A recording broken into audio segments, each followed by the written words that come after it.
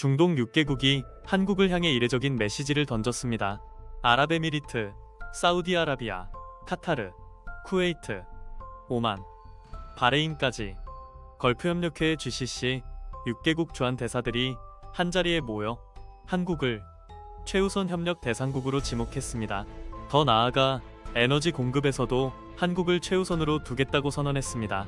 위기일수록 흔들림 없는 파트너십이 중요하다는 점까지 분명히 강조했습니다. 그런데 여기서 핵심은 따로 있습니다. 왜 하필 한국이냐는 것입니다. 단순히 한국이 중동에서 여러 분야를 잘하고 있기 때문이라고 보기에는 무언가 석연치 않은 구석이 있습니다. 일본 역시 중동산 원유 의존도가 매우 높고 수입 규모도 한국 못지않거나 더 크다고 알려져 있습니다. 그렇다면 상식적으로는 일본이 먼저 거론돼도 이상하지 않습니다. 그런데도 중동 6개국은 한국을 먼저 언급했습니다. 이 지점이야말로 이번 발언의 진짜 무게감을 보여주는 대목입니다. 겉으로는 우호적 선언처럼 보이지만 그 안에는 냉정한 계산이 깔려있다는 해석이 나옵니다.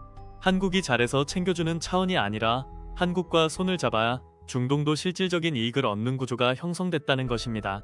더 놀라운 점은 한국이 단순한 소비국이 아니라 중동 입장에서 사실상 제2의 산유국과 같은 역할을 하고 있다는 해석까지 나온다는 점입니다. 한국이 원유를 사가는 나라를 넘어 중동이 자기들의 원유 가치를 극대화하는데 반드시 필요한 국가가 됐다는 뜻입니다.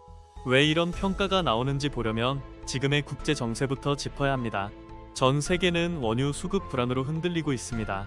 호르무즈 해협이 사실상 최대 리스크로 떠올랐고 이라는 통행 문제를 둘러싸고 압박 수위를 높이고 있습니다.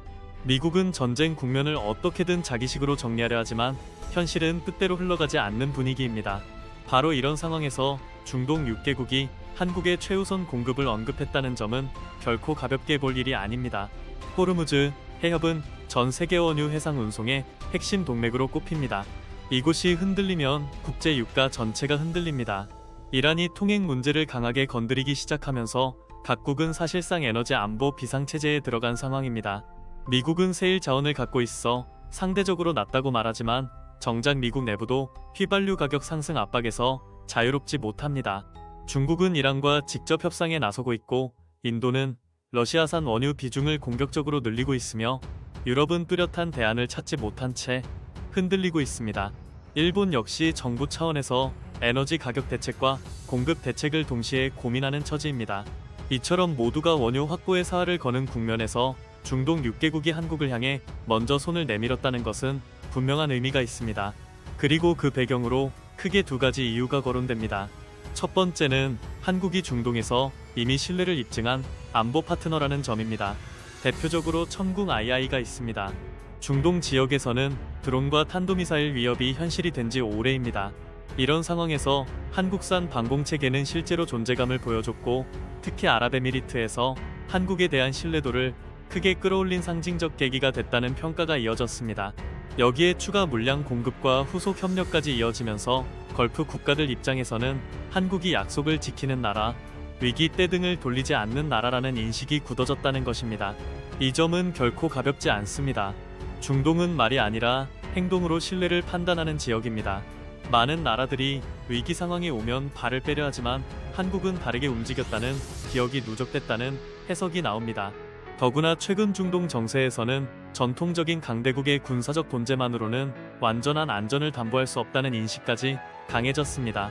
결국 값비싼 전략 자산보다 실전성과 효율성을 갖춘 무기 체계가 더 주목받는 흐름이 나타났고 이 과정에서 한국 방산의 위상은 오히려 더 부각됐습니다. 그래서 지금 걸프 국가들 사이에서는 미국만 바라봐서는 안 된다는 현실론과 함께 한국과의 협력은 실제 전력으로 이어진다는 인식이 강해지고 있다는 분석이 나옵니다. 미사일 방어뿐 아니라 함정, 전투기, 각종 전략무기 논의까지 이어지면서 한국 방산에 대한 수요는 과거와 차원이 달라졌습니다. 단순한 수출을 넘어 한국이 중동 안보의 실질축으로 부상하고 있다는 평가까지 나오는 이유입니다. 결국 방산에서 쌓인 신뢰가 에너지 협력으로까지 연결되는 구조가 만들어졌다는 것입니다.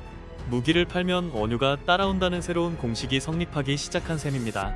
그러나 진짜 중요한 이야기는 두 번째 이유에 있습니다. 이것이야말로 중동이 왜 한국을 놓칠 수 없는지를 보여주는 핵심입니다. 한국은 세계 최고 수준의 정유, 석유화학, 고도화 설비를 가진 나라입니다. 중동산 원유는 대체로 중질 성향이 강하고 황 함량이 높은 편이어서 이를 고부가가치 제품으로 바꾸려면 고도화 설비와 정제 기술이 필수적입니다. 그리고 바로 그 능력을 한국이 압도적으로 갖고 있습니다. 한국 정유사들은 오랜 기간 막대한 자금을 투입해 중동산 원유를 경유, 휘발유, 항공유 같은 고부가가치 제품으로 전환하는 체계를 구축해 왔습니다. 단순히 원유를 사서 쓰는 나라가 아니라 중동산 원유의 가치를 끌어올려 전 세계 시장으로 다시 내보내는 핵심 허브가 된 것입니다. 다시 말해 중동이 원유를 팔아 돈을 버는 구조 뒤에는 한국의 정제 능력이 깊숙이 들어가 있다는 뜻입니다. 이 구조가 왜 무섭냐면 만약 한국이 공급선을 본격적으로 다변화하면 중동도 타격을 받을 수 있기 때문입니다. 한국이 설비 운용과 원료 믹스를 조정해 미국산이나 다른 지역 원유 비중을 높이기 시작하면 중동은 매우 중요한 전략 고객을 잃게 됩니다. 게다가 러시아산 원유까지 국제시장에서 변수로 작용하는 상황에서는 중동 입장에서도 고객을 묶어둘 필요가 커질 수밖에 없습니다. 결국 GCC 국가들의 한국 최우선 발언에는 한국이 다른 선택지를 넓히지 않도록 선제적으로 관계를 더 단단히 묶어두려는 계산도 깔려있다는 해석이 가능합니다. 정리하면 구조는 명확합니다. 한국은 청궁 II와 방산협력으로 걸프의 안보를 지켜주는 파트너가 됐습니다. 동시에 한국은 고도화 정유 설비로 중동산 원유를 세계 시장에서 더 높은 가치로 재탄생시키는 경제 파트너가 됐습니다. 즉, 중동 입장에서 한국은 안보 파트너이자 수익 파트너입니다. 한국이 흔들리면 안보도 흔들리고 한국이 등을 돌리면 경제적 이익도 흔들립니다. 그러니 최우선이라는 말이 나오는 것입니다. 한국은 자원 빈국입니다. 에너지의 상당 부분을 수입에 의존합니다. 겉으로만 보면 중동에 끌려다녀야 할 것 같지만 실제 구조는 생각보다 훨씬 복합적입니다. 한국 역시 중동산 원유가 필요하지만 중동도 한국이라는 고객이 절실합니다. 더 정확히 말하면 지금은 그 힘의 균형이 예전과 다르게 움직이고 있다는 점이 중요합니다. 방산에서 신뢰를 쌓고 정유에서 대체 불가한 지위를 확보한 한국은 단순한 구매자가 아니라 협상력을 가진 전략 파트너가 되고 있습니다. 이것이 왜 한국 경제 전체에 중요한가도 분명합니다.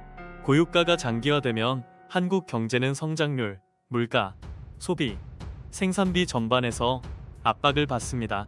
유가가 오르면 제조업 원가가 뛰고 물류비가 오르고 소비 심리도 위축됩니다. 장기화되면 결국 물가는 오르는데 경기는 식는 스태그플레이션 위험까지 커집니다. 따라서 원유를 안정적으로 확보한다는 것은 단순한 에너지 문제가 아니라 성장률 방어, 산업 경쟁력 유지, 국민 생활 안정과 직결되는 문제입니다. 그런 점에서 이번 흐름은 한국에 매우 의미심장합니다. 한국은 위기 속에서도 원유를 계속 받아낼 수 있는 가능성을 높이고 동시에 방산과 정유, 나아가 반도체와 로봇 같은 차세대의 산업으로 연결되는 산업적 선순환 구조를 강화하고 있습니다. 에너지와 안보에서 버틴 국가는 결국 첨단 산업에서도 버팁니다. 한국이 바로 그 조건을 갖춰가고 있다는 해석이 나오는 이유입니다. 결국 이번 장면은 단순한 외교적 수사가 아닙니다. 수십 년간 쌓아온 신뢰, 위기 속에서도 약속을 지킨 태도, 실전에서 입증된 방산 경쟁력, 그리고 세계 최고 수준의 정유, 고도화, 설비가 한꺼번에 만든 결과로 볼 수 있습니다. 자원은 없지만 기술이 있고 원유는 나지 않지만 가치를 극대화할 능력이 있으며 위기 앞에서 물러서지 않고 끝까지 버티는 국가. 지금 중동이 한국을 다시 보는 이유가 바로 여기에 있습니다. 한마디로 정리하면 이렇습니다. 중동은 한국의 원유를 파는 것이 아니라 한국과 함께 더 큰 가치를 만드는 구조에 올라탄 것입니다. 그리고 그 구조의 한복판에서 한국은 더 이상 약한 소비국이 아닙니다. 위기일수록 진짜 실력이 드러납니다. 이번 국면은 한국이 왜 세계가 쉽게 대체할 수 없는 파트너인지를 다시 한번 각인시키는 장면으로 보입니다. 이번 전쟁에서 의외의 승자 중 하나로 한국이 거론되고 있습니다. 이유는 단순합니다. 무기의 진짜 성능은 홍보 자료나 시뮬레이션만으로는 끝내 증명되지 않기 때문입니다. 실전에서 버텨냈는지, 실제 위협을 얼마나 막아냈는지 그 냉혹한 검증대를 통과해야만 진짜 경쟁력이 드러나는 법입니다. 그런 점에서 이번 사태는 한국산 방공체계와 무기체계가 국제시장에서 다시 평가받는 결정적 계기가 됐다는 해석이 나오고 있습니다. 이제는 한국 무기가 과연 되겠느냐가 아니라 왜 이렇게 빨리 강해졌느냐는 질문이 나오는 국면으로 넘어가고 있다는 말까지 나옵니다. 특히 일본 포털과 해외 반응에서 주목받은 것은 한국산 요격체계 천궁이였습니다. 중동 지역에서 운용된 이 체계가 높은 요격 성과를 기록했다는 보도와 반응이 이어지면서 한때 성능이 과장된 것 아니냐는 시선으로 보던 분위기가 눈에 띄게 바뀌었다는 평가가 나왔습니다. 여러 발의 미사일과 드론이 동시에 날아드는 실전 환경에서 끝까지 작동했다는 점 자체가 시장에는 엄청난 메시지입니다. 방공체계는 카탈로그가 아니라 실전 기록으로 말하는 분야이기 때문입니다. 그동안 조용히 쌓아 올린 한국의 방산 기술력이 가장 혹독한 순간에 스스로 증명되기 시작했다는 해석이 힘을 얻고 있습니다. 일본 반응에서 더 인상적인 부분은 한국이 왜 방산에서 이렇게 빠르게 치고 올라왔는지를 스스로 비교하기 시작했다는 점입니다. 한국은 수출이 가능하니 양산 체계를 돌릴 수 있고, 양산이 가능하니 단가를 낮추고, 단가를 낮추니 다시 더 많은 수주를 따내며 그 과정에서 기술까지 더 빨리 고도화하는 선순환을 만들 수 있었다는 분석입니다. 반면 무기 수출이 제한적이었던 나라들은 국내 수요에 갇혀 생산 규모를 키우기 어렵고, 그 결과 가격 경쟁력과 실전 피드백 축적에서도 뒤처질 수밖에 없다는 자성의 목소리까지 나왔습니다. 결국 방산은 기술만이 아니라 생산, 납기, 수출 구조가 함께 맞물려야 강해진다는 사실을 한국이 보여줬다는 평가입니다. 대만과 다른 해외 반응도 비슷한 흐름을 보였습니다. 한국 군수산업이 원래도 강하다고 평가받아 왔지만 이번에는 생각보다 훨씬 강하다, 정말 못하는 것이 없는 나라 같다는 식의 반응까지 나왔다는 것입니다. 일부 한국 네티즌들은 세부 수치를 놓고 실제 요격 성과가 더 높을 수 있다는 해석까지 내놓으며 자부심을 드러냈고, 이 전쟁이 한국 방산의 위상을 한 단계 더 끌어올린 분수령이 됐다고 평가했습니다. 전쟁 그 자체는 비극이지만 냉정한 국제시장은 그 안에서 누가 실제로 작동하는 체계를 갖췄는지를 집요하게 들여다봅니다. 그 검증 무대에서 한국이 강렬한 존재감을 남겼다는 점이 이번 국면의 핵심이라는 것입니다. 여기에 미국과 이란 사이의 휴전 소식, 그리고 호르무즈 해협 재개방 기대가 맞물리면서 국제 정세는 또 한 번 크게 흔들렸습니다. 유가가 급락하고 선박 통행 재개 기대가 커지고 전 세계 시장이 민감하게 반응하는 가운데 중동 국가들의 계산법도 달라지고 있다는 분석이 나왔습니다. 겉으로는 안도감이 퍼졌지만 속으로는 미국이 끝까지 우리를 지켜줄 수 있는가라는 질문이 더 커졌다는 것입니다. 실제로 이번 전쟁은 중동 국가들에게 기존 안보 질서의 취약성을 체감하게 만든 계기였고, 그 공백을 메울 대한 전력에 대한 관심을 폭발적으로 키웠다는 해석이 뒤따랐습니다. 바로 그 지점에서 한국산 방공체계와 각종 무기체계가 더욱 강하게 조명받기 시작했다는 흐름입니다. 특히 사우디아라비아와 UAE 같은 국가들 입장에서는 선택이 단순하지 않습니다. 미군 의존 체제가 예전만큼 절대적이라고 보기 어려워진 상황에서 실전에서 검증되고 가격 경쟁력이 있으며 무엇보다 빠르게 인도할 수 있는 무기가 절실해졌기 때문입니다. 바로 여기서 한국의 장점이 폭발합니다. 미국산보다 상대적으로 경제적이고 유럽보다 납기가 빠르며 필요한 순간에 생산량을 확대할 수 있다는 점이 중동 국가들에는 매우 실용적인 선택지로 다가오는 것입니다. 한국이 이번 전쟁에 직접 뛰어들지 않았음에도 불구하고 군사 시장의 스포트라이트를 한 몸에 받고 있다는 말이 나오는 이유도 여기에 있습니다. 전쟁터 최전선이 아니라 조달 시장의 최전선에서 한국이 존재감을 키우고 있다는 뜻입니다. 원문에서 강조되듯 이 흐름은 단순히 천궁이 한 체계에만 국한되지 않습니다. 한국은 이미 K9 자주포, 각종 유도무기, 전투기, 장갑차, 다층 방공체계까지 연계 가능한 포트폴리오를 갖추고 있습니다.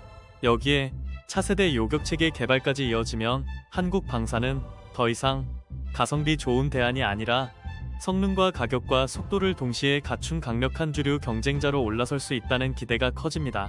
과거에는 미국과 유럽이 사실상 독점하던 시장 질서 속에서 한국은 신흥 강자로 보였지만 이제는 그 판 자체를 흔드는 플레이어로 보이기 시작했다는 해석도 나옵니다. 다시 말해 한국 방산은 추격자의 단계를 지나 규칙을 바꾸는 단계로 들어서고 있다는 것입니다. 반면 이번 분쟁을 계기로 일부 중국산 무기와 방공체계에 대한 신뢰도 논란도 다시 커졌다는 평가가 나왔습니다. 실전에서 기대에 못 미쳤다는 영상과 주장, 온라인 여론, 지역 언론 반응이 확산되면서 카탈로그 성능과 실전 성능은 전혀 다를 수 있다는 냉정한 교훈이 다시 확인됐다는 것입니다. 우크라이나 전쟁이 러시아 무기의 한계를 적나라하게 보여줬다면 이번 사태는 중동 수요국들에게 또 다른 질문을 던졌습니다. 정말 위기 상황에서 끝까지 작동하는 체계가 무엇이냐는 질문입니다. 그리고 바로 그 질문 앞에서 한국산 무기가 강한 인상을 남겼다는 것이 원문의 핵심 메시지입니다. 시장은 결국 선전이 아니라 생존성을 봅니다. 이번에 그 생존성을 가장 강하게 각인시킨 이름 중 하나가 한국이었다는 서사가 형성되고 있는 것입니다. 그래서 지금 이 장면은 단순한 전쟁 뉴스가 아니라 앞으로 수년간 이어질 글로벌 방산 재편의 예고편처럼 보입니다. 미국 일변도 유럽 중심, 러시아, 중국 대한 축으로 나뉘던 구조 속에 한국이 확실한 중심축으로 올라서고 있다는 말이 괜한 과장이 아니라는 것입니다. 더 빠른 납기, 더 현실적인 가격, 이미 쌓인 수출 실적, 그리고 실전 데이터까지 갖춘 순간부터 한국은 선택지가 아니라 기준이 되기 시작합니다. 결국 이번 사태는 한국 방산이 잘 만든다는 평가를 넘어 위기의 시대에 가장 믿을 수 있는 공급자 중 하나라는 인식을 얻는 계기가 됐다고 정리할 수 있습니다. 이것이야말로 가장 강한 의미의 재평가이며 한국 산업 전반에도 매우 상징적인 장면으로 남을 가능성이 큽니다. 최신 보도까지 보강하면 4월 8일 기준 미국과 이란은 2주 휴전에 합의했지만 전선 전체가 안정된 것은 아니며 로이터는 이스라엘 헤즈볼라 충돌이 이어지고 핵심 쟁점도 여전히 풀리지 않았다고 전했습니다. 같은 날 유가는 휴전 기대에 급락했지만 호르무즈 해협은 완전 정상화가 아니라 허가 기반 통항에 가까워 주요 선사들이 여전히 관망하고 있다는 점도 확인됐습니다. 즉, 전쟁은 끝났고 질서는 회복됐다기보다는 시장은 잠시 안도했지만 군사, 물류 리스크는 살아있다는 쪽이 더 정확한 표현입니다. 한국과 직접 연결되는 최신 포인트도 분명합니다. 로이터에 따르면 4월 8일 현재 한국 정부는 호르무즈 해협의 발이 묶인 한국 선적 선박 26척의 조기 통과를 추진하고 있고 한국은 2월 UAE와 350억 달러 규모의 방산협력 MOU를 체결했습니다.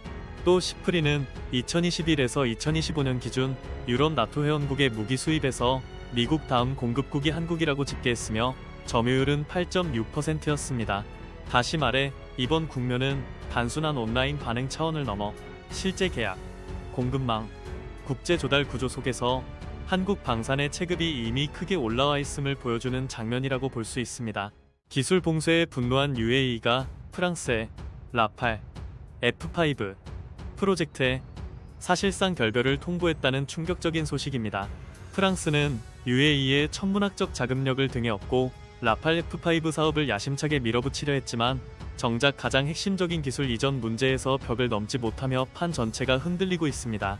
원래 UAE는 라팔 F5 개발비 약 50억 유로 가운데 약 35억 유로를 부담하는 방안까지 거론될 정도로 적극적이었습니다.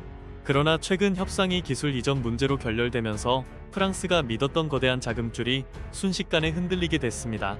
핵심은 결국 전투기의 두뇌입니다. 프랑스는 미션 컴퓨터 소스 코드와 주요 장비 운용 노하우를 넘길 수 없다는 입장을 고수했고 전자광학 계통의 핵심 기술 역시 이전 대상이 아니라는 태도를 굽히지 않았습니다. UAE 입장에서는 막대한 돈을 쏟아붓고도 자국이 원하는 무장을 자유롭게 통합하지 못하고 미사일 하나를 달 때마다 프랑스의 승인과 비용 구조에 종속될 수밖에 없는 그림이 펼쳐지는 것입니다. 즉, 돈은 내대 작전 주권은 갖지 못하는 구조였고 UAE가 이를 받아들일 이유는 없었습니다.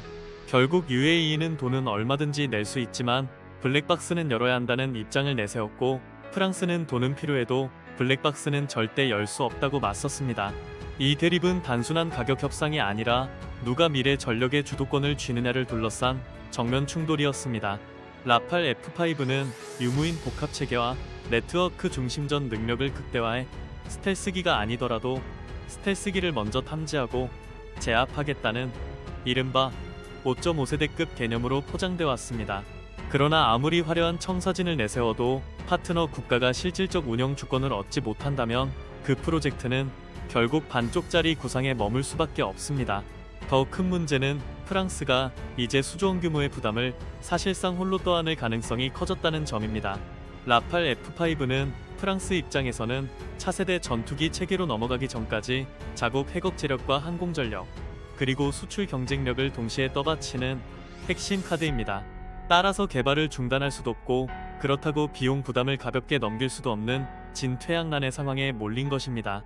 그동안 프랑스는 유럽의 독자 방산 강국이라는 자존심을 내세워왔지만 이번 사안은 자존심만으로는 글로벌 파트너십을 유지할 수 없다는 현실을 정면으로 보여주는 장면이라 할 수 있습니다.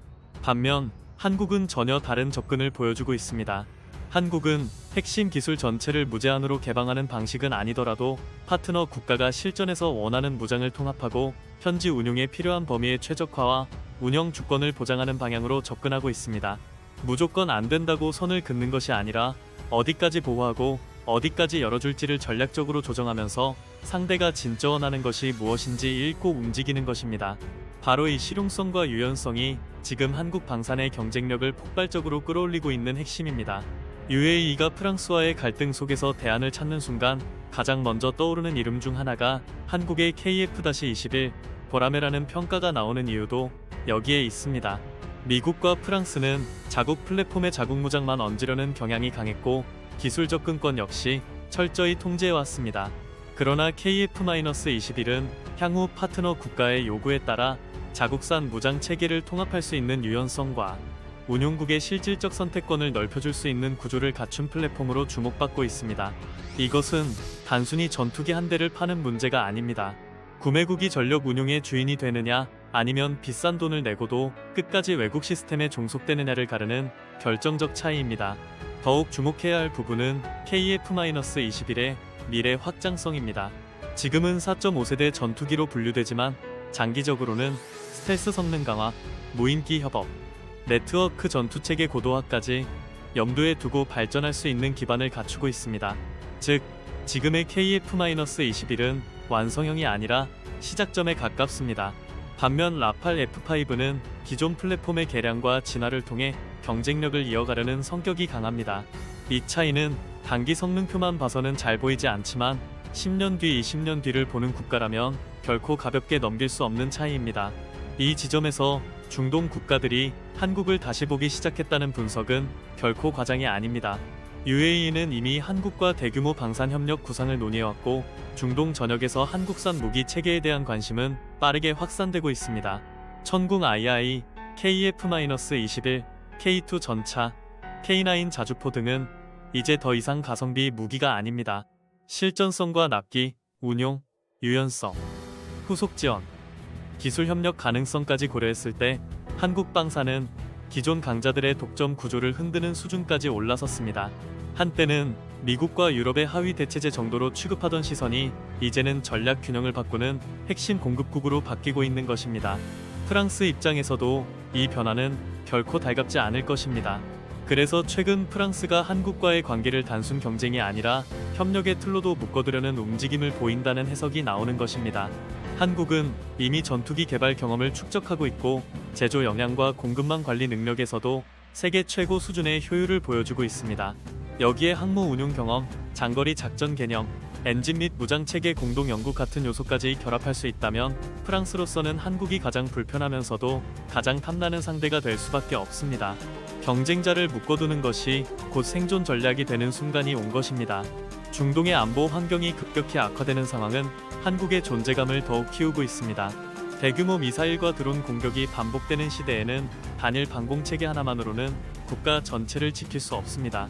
국지방어, 국가방어, 전략방어, 그리고 인공지능과 사이버 영역이 동시에 얽힌 다층방어 구조가 필요합니다. 이런 환경에서 한국은 단순히 무기를 파는 나라가 아니라 통합 방공망과 지속 가능한 운영 체계를 함께 제시할 수 있는 몇 안 되는 국가로 부상하고 있습니다. 중동 국가들이 한국을 새로운 방위 협력의 축으로 보기 시작한 배경도 바로 여기에 있습니다. 더 놀라운 점은 한국의 영향력이 방산에만 머물지 않는다는 사실입니다. 한국은 중동산 원유의 핵심 고객일 뿐 아니라 이를 정제하고 고부가가치 석유 제품으로 만들어 다시 세계 시장에 공급하는 글로벌 에너지 허브 역할까지 수행하고 있습니다. 다시 말해 중동이 한국을 중시하는 이유는 단순히 무기를 잘 사주기 때문이 아니라 한국이 에너지와 산업, 수출과 공급망을 잇는 거대한 연결축이기 때문입니다. 중동이 흔들리면 한국도 흔들리지만 반대로 한국이 버텨주면 세계 공급망 역시 함께 버틸 수 있는 구조가 만들어져 있는 것입니다. 이 때문에 지금 벌어지는 흐름은 단순한 프랑스와 UAE의 갈등으로 끝날 문제가 아닙니다.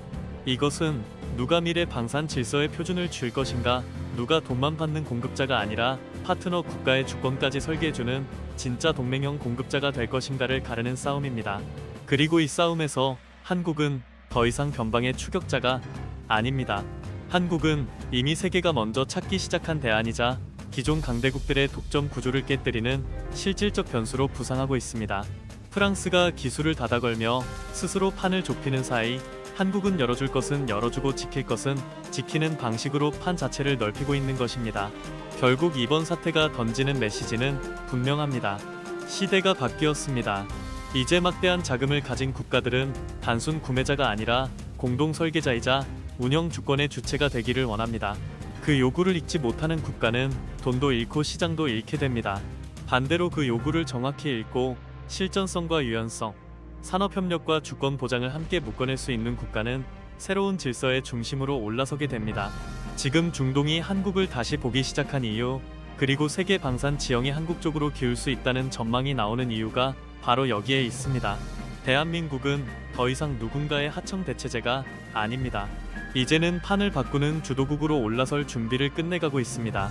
최신 흐름을 공개 보도로만 짧게 보강하면 최근 일부 외신과 항공 전문 매체는 UAE가 기술 이전 갈등 끝에 프랑스의 라팔 F5 공동 자금 조달 구상에서 발을 뺀 것으로 전했습니다. 다만 이 사안은 현재 공개 보도마다 표현 강도가 조금씩 다르므로 완전히 확정된 공식 결론이라기보다 협상 파열음이 공개적으로 커진 단계로 보는 편이 더 안전합니다. 또한 한국과 프랑스는 2026년 4월 3일 서울 정상회담에서 중동 위기 속 방산, 에너지 협력을 확대하기로 했고, 한국과 UAE는 2월 말 350억 달러 규모의 방산 협력, MOU를 맺어 대공방어, 공군, 해군 분야까지 협력 범위를 넓혔습니다. 여기에 한국 정부는 3월 25일 KF-21 초도 인도 행사에서 첨단 항공 기술과 엔진, 부품, 소재 개발 투자를 확대하겠다고 밝혔습니다. 즉, 한국은 지금 말뿐이 아니라 외교, 수출, 개발 투자까지 동시에 밀어붙이며 전투기와 방공, 에너지 안보를 하나의 전략축으로 묶어가고 있는 흐름입니다. 에너지 측면에서도 오늘 기준 한국은 호르무즈 해협 불안으로 직접적인 압박을 받고 있습니다. 로이터는 한국이 중동산 원유 의존도가 높은 만큼 대체 항로와 공급선 확보를 서두르고 있으며 정부가 비축류 활용과 공급망 안정 조치까지 검토하고 있다고 전했습니다.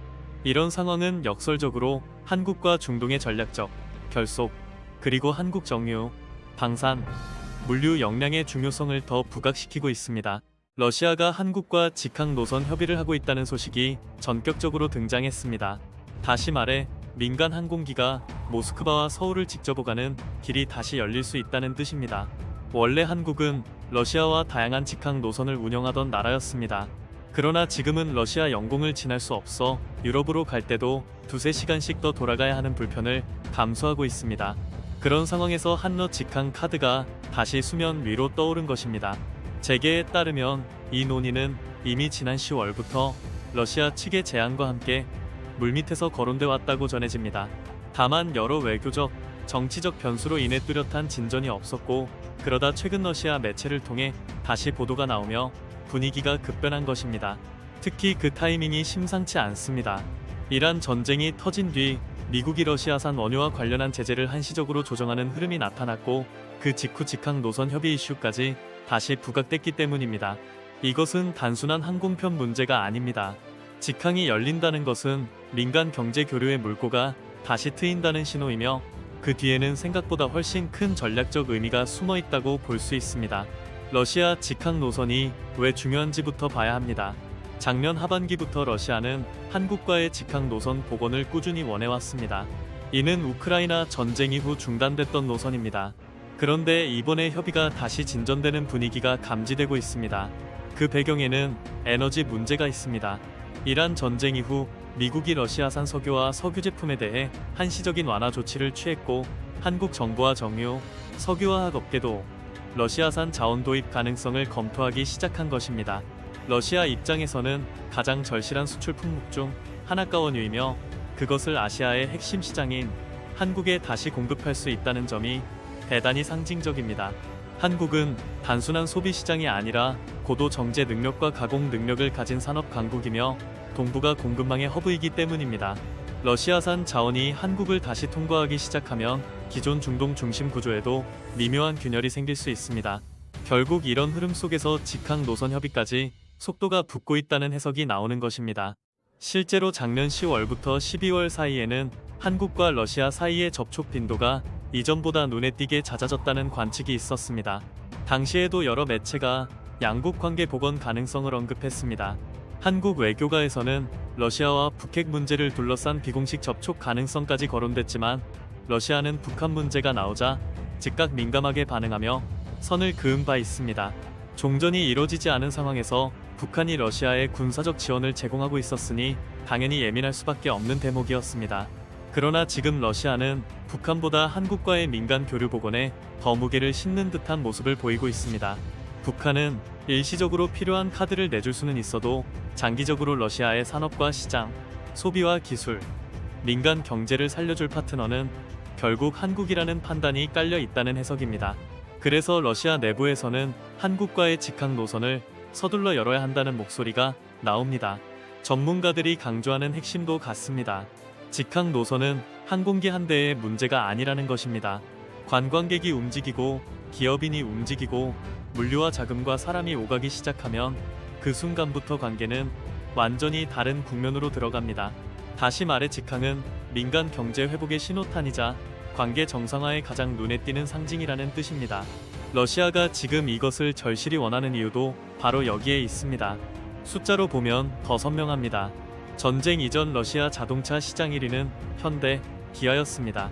스마트폰 시장에서는 갤럭시의 위상이 매우 강했고 TV 분야에서도 삼성전자는 오랜 기간 압도적인 존재감을 보여왔습니다. 자동차, 스마트폰, 가전이라는 핵심 소비재 영역에서 한국 브랜드가 동시에 최상위권을 장악했던 대형 시장이 바로 러시아였습니다. 그런데 한국 기업들이 제재 기조에 맞춰 철수하거나 축소하자 그 빈자리를 빠르게 중국이 메웠습니다. 자동차 시장, 스마트폰 시장, 가전 시장 곳곳에 중국 기업의 비중이 급격히 높아졌고 러시아 내부에서는 중국 의존이 과도하게 심해지는 것 아니냐는 위기감도 커졌습니다. 여기서 러시아가 느끼는 불안은 단순한 소비재 점유율 문제가 아닙니다. 특정 국가가 시장과 공급망을 지나치게 장악하면 결국 경제 주권이 흔들릴 수 있다는 두려움입니다. 부품 하나, 플랫폼 하나, 유통망 하나가 막히는 순간 전체 산업이 흔들릴 수 있기 때문입니다. 러시아 입장에서는 중국이 필요하지만 동시에 중국 일변도로 가는 구조는 결코 반가운 시나리오가 아닙니다. 그래서 한국이라는 균형추가 다시 필요해진 것입니다. 한국은 산업 경쟁력이 검증돼 있고 브랜드 신뢰도도 높고 기술력과 품질, AS와 상품성이 모두 강한 나라입니다. 러시아 소비자 입장에서도 한국 제품은 단순히 외국 브랜드가 아니라 실제로 만족도가 높았던 브랜드라는 기억이 남아 있습니다. 이 기억이 살아있는 동안 다시 들어가야 한다는 조급함이 러시아에 생기는 것입니다. 직항 노선이 두 나라 모두에 좋은 이유도 여기에 있습니다. 직항 하나가 열린다는 것은 단순히 이동 시간이 줄어드는 편의성만 뜻하지 않습니다. 그보다 훨씬 더 큰 의미는 관계 복원의 공식 신호탄이라는 점입니다. 한국은 러시아에 대해 유럽처럼 극단적 적대감을 드러낸 적이 적었고 러시아 역시 한국에 대해 서방 전체와 동일한 강도로 접근하지는 않았습니다. 물론 지금도 제재와 국제정치라는 거대한 틀이 존재하지만 양국 관계는 완전히 끊어진 적대 구도라기보다 여지를 남겨둔 채 관리되는 구조에 더 가깝다고 볼 수 있습니다. 이런 상황에서 직항 노선은 서로가 다시 손을 내밀 수 있는 가장 현실적이고 부담이 적은 카드가 되는 것입니다. 한국이 가장 신경 쓰는 것은 결국 미국의 제재와 국제 공조의 틀입니다. 그런데 중동 전쟁 이후 에너지 공급망이 흔들리면서 상황이 복잡해졌습니다. 에너지 안보가 외교 원칙과 정면 충돌하는 순간이 오고 있는 것입니다. 한국은 제조업 국가이고 수출 국가이며 원유, 나프타, 가스, 물류의 안정성이 곧 산업 경쟁력입니다. 따라서 러시아와의 민간 경제 접촉을 무조건 이념적으로만 볼 수 없는 현실적 이유가 존재합니다. 이 점에서 직항 재개 논의는 항공 이슈를 넘어 에너지, 물류, 산업, 외교가 한꺼번에 엮인 사안으로 볼 수 있습니다. 또 하나 중요한 축은 북한 변수입니다. 한국이 유럽식 시각만 따라 러시아를 일방적으로 더 자극하는 방향으로만 가면 한반도 안보 환경은 오히려 더 불안정해질 수 있다는 현실론이 있습니다. 러시아와 최소한의 완충 관계를 유지하고 경제적 이해관계를 계속 쌓아두는 편이 북한 문제를 다루는데도 더 유리하다는 주장입니다. 러시아가 북한과 손을 잡고 있더라도 장기적으로 더 큰 경제적 이익과 더 안정적인 파트너십을 제공할 수 있는 쪽이 한국이라면 러시아의 계산도 달라질 수 있다는 것입니다. 즉, 감정이 아니라 국익으로 접근해야 한다는 논리입니다. 러시아가 한국과의 민간 교류를 서둘러 복원하려는 이유는 산업 구조만 봐도 드러납니다. 한국은 러시아에 단순히 물건만 파는 나라가 아니라 러시아 소비자들이 실제로 선호하고 신뢰했던 브랜드를 가진 나라였습니다. 한국산 제품은 가격 대비 성능, 내구성, 디자인, 서비스, 공급 속도에서 모두 강점을 보여왔습니다. 유럽이나 일부 국가들이 한국 기업에 보이지 않는 장벽을 세우는 것과 달리 러시아 시장은 한국 제품에 대해 비교적 직선적이고 개방적으로 반응해온 측면이 있습니다. 그래서 한국 기업이 다시 발을 들이면 회복 속도도 의외로 빠를 수 있다는 기대가 나오는 것입니다. 더 흥미로운 것은 러시아와의 거래가 다른 국가들과는 결이 다르다는 주장입니다. 국제거래에서는 대형 계약의 대가로 기술 이전이나 핵심 자산 제공을 노골적으로 요구받는 일이 적지 않습니다. 실제로 여러 나라가 한국과 거래하면서 단순 구매를 넘어 공장 이전, 방산 기술 이전, 첨단 기술 공유까지 요구하는 경우가 많았습니다. 그런데 러시아와의 관계는 비교적 단순한 상호 보완 구조로 설명되는 경우가 있습니다. 한국은 에너지와 원자재가 필요하고 러시아는 한국의 산업재, 소비재, 선박, 기술, 응용력, 시장 연결력이 필요합니다. 서로가 필요한 것이 분명하기 때문에 거래 구조가 오히려 직선적이라는 해석입니다. 이 대목에서 한국 입장에서 러시아가 특별하게 느껴지는 이유 중 하나는 과거의 군사기술 경험 때문입니다. 1991년 노태우 정부가 소련에 30억 달러를 빌려줬고 이후 소련 붕괴로 현금 상환이 어려워지자 무기 현물 상환이 이뤄졌습니다. 이른바 불금 사업입니다. 그 과정에서 러시아 무기 체계와 기술이 한국에 대거 들어왔고 한국은 이를 철저히 분석하고 연구했습니다. 미국 무기처럼 완전히 블랙박스로 봉인된 구조가 아니었기에 한국은 실물을 보고 뜯어보고 소화하고 국산화하는 과정을 밟을 수 있었습니다. 그 축적이 결국 오늘의 K방산을 만든 토양 가운데 하나가 됐다는 평가가 나옵니다. 러시아 기술을 단순히 들여온 데서 끝난 것이 아니었습니다. 한국은 그것을 자기식으로 재해석하고 개량하고 체계화하는 데 성공했습니다. 그래서 지금의 한국 방산은 더 이상 모방이 아니라 응용, 통합, 고도화의 단계로 올라섰습니다. 한국은 남의 기술을 받아도 결국 자기 것으로 만들어버리는 나라입니다. 이것이 한국 산업의 가장 무서운 힘입니다. 러시아가 한국을 다시 주목하는 것도 단지 과거의 친분 때문이 아니라 한국이 가진 이 압도적 산업 소화력과 실행력 때문이라고 볼 수 있습니다. 결국 지금 떠오른 한러 직항 노선 이슈는 비행기 몇 편의 문제가 아닙니다. 한국과 러시아가 다시 경제적으로 손을 맞잡을 수 있는지, 에너지와 물류의 새 판이 짜일 수 있는지, 북방 외교의 공간이 다시 열릴 수 있는지, 그리고 한국이 국제정치의 경랑 속에서도 국익 중심으로 얼마나 영리하게 움직일 수 있는지를 보여주는 상징적 시험대입니다. 러시아는 지금 한국이 절실합니다. 소비시장으로서도 산업 파트너로서도 중국 의존을 견제할 균형추로서도 그렇습니다. 그리고 한국 역시 감정이 아니라 냉정한 국익 계산으로 움직인다면 이 판에서 생각보다 훨씬 큰 전략적 공간을 만들어낼 수 있습니다. 직항 노선은 그 거대한 변화의 첫 단추가 될 수 있어 보입니다. 하늘길이 다시 열리는 순간 단순한 노선 복원이 아니라 한국의 존재감이 다시 북방 경제권 전면에 꽂히는 신호가 될 수 있습니다. 실제 보도 흐름을 보면 한러 직항 재개 논의는 새로 갑자기 튀어나온 단발성 이슈라기보다 2025년 10월 러시아 외무차관 안드레이 루덴코의 발언 이후 계속 살아있던 카드에 가깝습니다. 당시 KBS 보도에 따르면 러시아 측은 양국 항공사들이 접촉하고 있다고 밝혔고 2026년 4월 7일 러시아 매체 보도에서는 대한항공도 상황이 개선되면 향후 논의가 가능하다는 취지의 입장을 내놓은 것으로 전해졌습니다. 다만 구체적인 재개 시점이나 당국 간 최종 합의는 아직 공개되지 않았습니다. 에너지 쪽에서는 훨씬 더 직접적인 움직임이 확인됐습니다. 로이터에 따르면 2026년 3월 30일 LG화학은 미국의 한시적 제재 완화 조치 이후 러시아산 나프타 2만 7천 톤을 들여오기로 했고, 한국 산업부도 한국 기업들이 러시아산 원유 확보 가능성을 타진 중이지만 아직 구체적 계획은 없다고 밝혔습니다. 즉, 원문에서 말한 러시아 자원 카드는 완전히 허구가 아니라 실제 공급망 압박 속에서 제한적으로 살아나고 있는 흐름으로 볼 수 있습니다.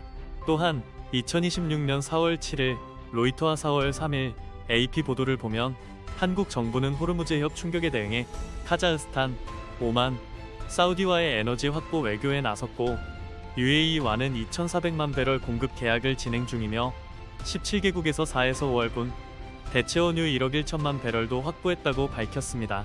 프랑스와도 호르무즈 재개와 에너지, 기술 협력을 논의했습니다. 다시 말해 지금의 핵심 변수는 러시아와의 관계 개선 하나만이 아니라 중동 전쟁 이후 한국이 에너지 안보를 위해 공급선 다변화에 총력 대응하고 있다는 점입니다. 이 틀 안에서 러시아 카드와 직항 카드가 다시 거론되는 것으로 보는 것이 현재 보도에 가장 가깝습니다.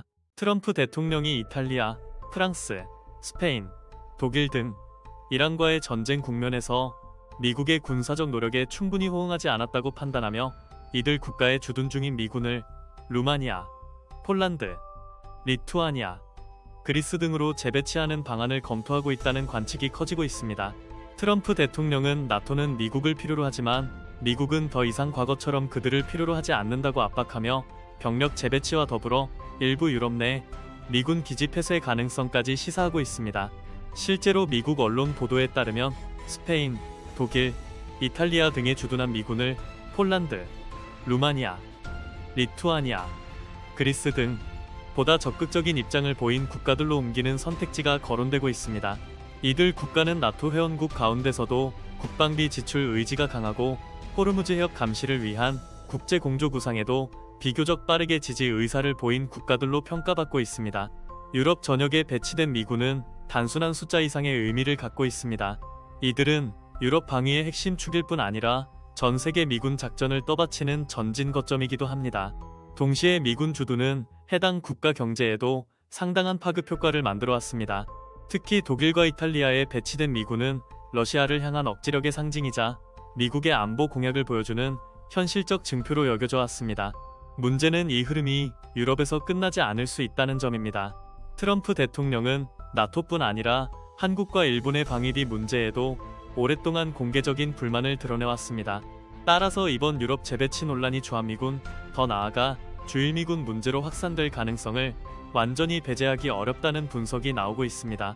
실제로 그는 과거에도 한국은 핵무기를 가진 김정은 바로 옆에 4만 5천 명 규모의 미군이 주둔하는 현실 속에서도 미국에 충분히 보답하지 않았다는 취지의 불만을 쏟아낸 바 있습니다. 전문가들은 유럽 사례가 하나의 전조가 될 수 있다고 보고 있습니다. 트럼프식 협상 방식은 늘 그렇듯 동맹의 전략적 가치를 따지기보다 비용 청구서를 먼저 내미는 형태로 나타날 가능성이 높습니다. 결국 이번에도 방위비 분담금을 대폭 증액하라고 압박하고 이를 수용하지 않을 경우 병력 감축이나 기지 조정, 심지어 철수 카드까지 다시 꺼내들 수 있다는 관측이 설득력을 얻고 있습니다. 그러나 한국이 과거처럼 일방적으로 흔들릴 것이라는 전망만 있는 것은 아닙니다. 지난 4월 2일 미국 상원의 초당파 의원단이 방한했을 당시 한미동맹의 전략적 가치를 비용 이상의 문제로 인식하는 미 의회의 분위기가 다시 부각됐습니다. 당시 방한 의원단에는 공화당의 톰 틸리스, 존 커티스, 민주당의 진, 샤힌, 제키 로즌 등이 포함됐고 이들은 공통적으로 한미동맹을 단순한 거래 관계가 아니라 인도, 태평양 전체의 안정과 균형을 떠받치는 핵심 축으로 보고 있다는 평가를 받았습니다. 특히 공화당 소속 톰 틸리스 의원은 방위비 인상 요구 자체와 병력 철수 문제는 전혀 다른 차원의 사안이라는 점을 분명히 해온 인물입니다. 그는 주한미군 규모를 일정 수준 이하로 줄이지 못하도록 하는 입법 장치에 지속적으로 힘을 실어왔습니다. 존 커티스 의원 또한 주한미군을 단순한 숫자의 문제가 아니라 인도, 태평양 지역 안정을 위한 전략 자산으로 판단하고 있으며 한국 방산의 성장성과 한미 연합 운용의 중요성을 높게 평가해온 인물로 분류됩니다. 민주당 측 역시 크게 다르지 않습니다. 진 샤인 의원은 주한미군을 미국 국가안보의 핵심 자산으로 보고 있고 필요할 경우 의회 차원에서 강한 제동 장치를 마련해야 한다는 입장을 보여왔습니다. 즉, 백악관이 거래적 압박에 나선다 하더라도 의회 전체가 그대로 따라갈 가능성은 높지 않다는 뜻입니다.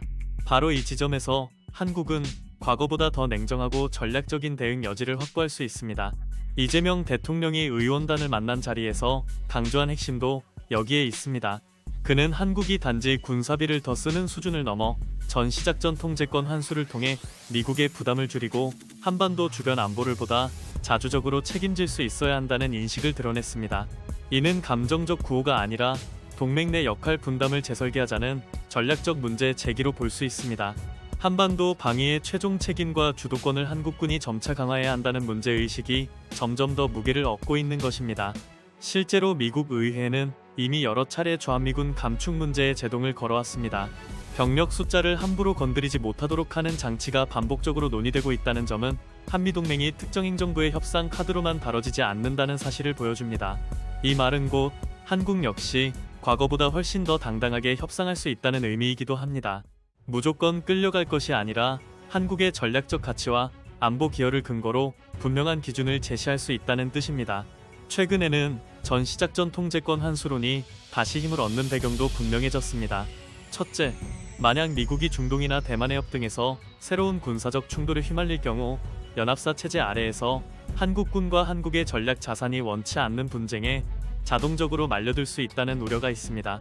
둘째, 과거에는 주한미군 존재 자체가 절대적인 전쟁 억지력으로 여겨졌지만 이제는 미군 기지 자체가 적의 우선 타격 목표가 될 수 있다는 현실도 무시할 수 없습니다. 셋째, 미국이 자국 이익을 이유로 주한미군을 다른 지역으로 재배치하거나 감축할 경우 지휘권 구조상 한국은 본인의 의지와 무관하게 안보 공백에 노출될 수 있다는 지적도 제기됩니다. 결국 핵심은 단순합니다. 우리 군의 운명은 우리 스스로 결정할 수 있어야 한다는 것입니다.